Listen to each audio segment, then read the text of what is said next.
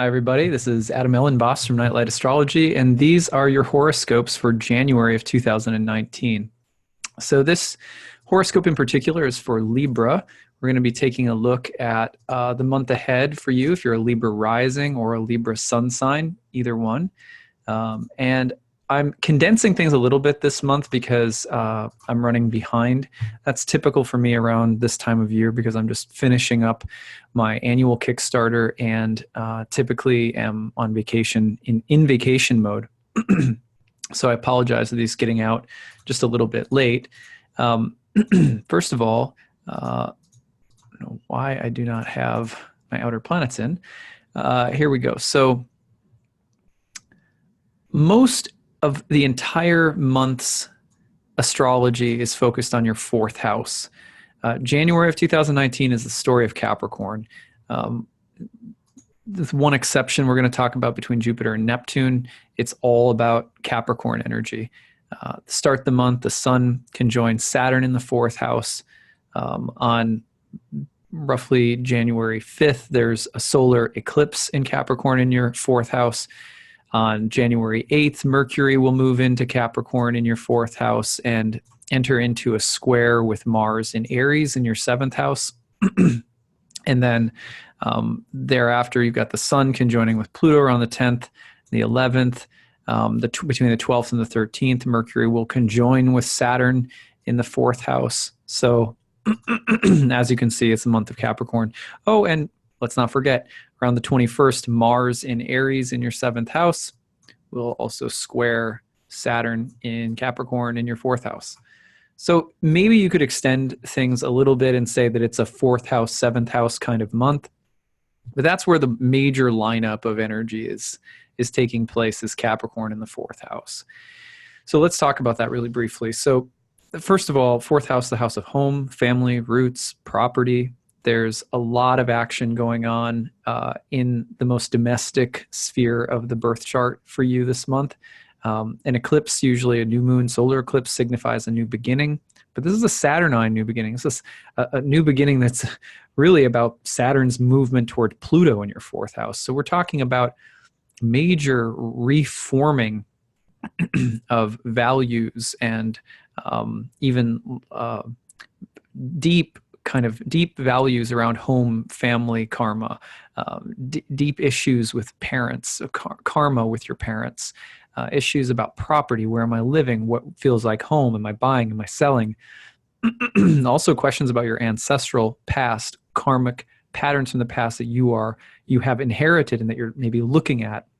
But you're talking about a whole structural transformation basically at the roots. And it's centered around death and rebirth motifs in the home and family. And the god of necessity, Saturn, is bearing down on you in this area of life. It's not easy. It's a heavy transit, but a lot of growth, a lot of, really getting clear about who you are and who you aren't. That's the kind of clarity that Saturn brings. It often says no to things, or it needs to, with Pluto in the mix, there needs to be a kind of complete restructuring around home, family. Also issues about authority in the home, who has the authority or say or decision-making power in the house. And then you're also looking at a batch of transits, two planets in Capricorn coming from Mars and Aries, or in the case of Mercury making a square to Mars and Aries. There's also a lot of pressure right now in the house of marriage and relationships. Uranus is turning direct. Mars is moving forward. There's a sense of needing to break free, redefine, move forward, kind of the need to recreate oneself in relationships and at home basically is pronounced. There could be some conflicts between those two spheres of life, looking for some compromise. There could be a lot of hard work involved. There could also be more of an emphasis on your partner or something that they are going through, not necessarily something that you're going through personally. So you can look at that. Also, if you're single, you think about the way that different families, different family karmas influence or impact who you choose as a partner. That's also something to consider this month. So that's where the most of January's focus is again. However, on January 13th, we're going to see Jupiter getting into a square with Neptune between the third and the sixth house. this is interesting because you can go a lot of different directions with this transit. Cadent houses or declining houses are like that. They represent places of busyness and sometimes a lot of different things happening, a lot of different directions. Sixth house is almost always associated with different kinds of difficulties that we're kind of slogging through, or being in the trenches. We're fighting for something we care about. We're serving people who are in need, or we are, kind of, it's a battle-worn house. It's called the Joy of Mars and the House of Bad Fortune. But it's also about giving yourself to something, getting into the fray, and even selfless service kind of, in a sense, belongs to the sixth house. The third house is a house that's often associated with the mind and constant changing environments. So, you kind of think of the subway system of New York. You're kind of thinking of the third house a little bit, and not necessarily the underground subterranean part as much as just the busyness and the coming and going. You think of the internet and technology and writing and communication and the busyness of the mind.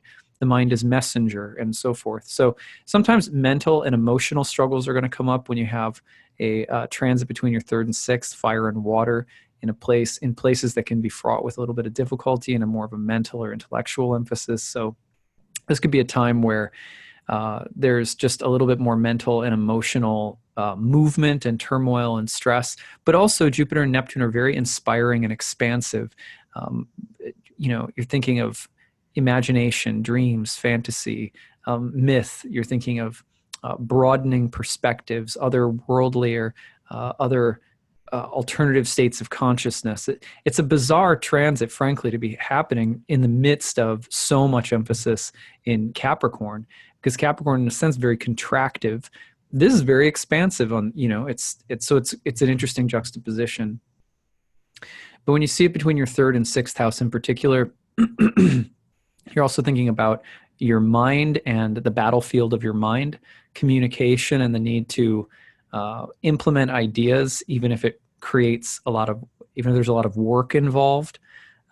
And you're also thinking about truth and deception, grandiosity, big ideas, and making sure that you put your money where your mouth is. This is very important because the third, sixth house Jupiter Neptune transit can be prone to sort of like exaggeration and sort of mental, sort of speculative mental qualities that can, mislead or deceive or overpromise and things like that. So you do want to be careful of that side of the transit. All right. So then on January 21st, there is a lunar eclipse in your 11th house, and that's the house of friends, colleagues, allies, benefactors, groups, wishes, dreams, hopes for the future.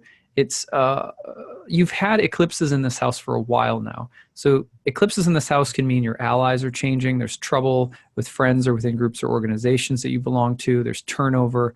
You're changing your cultural or political or professional associations dramatically, or there's been changes in a group that you belong to.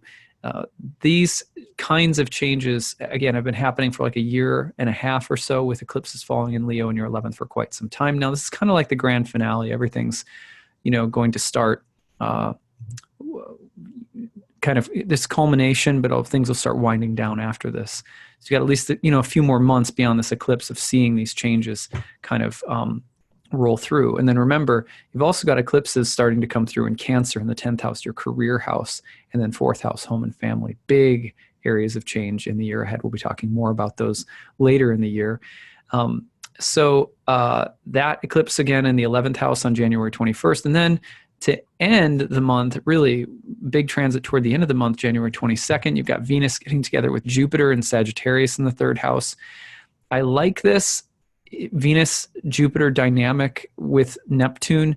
It's very magical. It's big, inspired thinking, the desire to give yourself in service to something. It's about imagination. And I think, it's a good time for your charm and your wit to win out and help you through maybe a difficult time.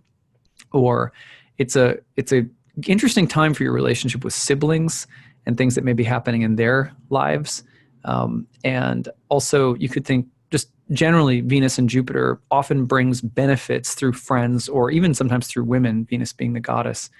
So I like that. I like this transit to close the month again. It's like sort of a nice boost or a lift compared to that heavy, weighty kind of Capricorn energy at the base of the chart. So let me know how things go, Libras. I'd love to hear from you guys. I hope you guys have a very beautiful month of January, and we'll look forward to talking to you again in February. Take care.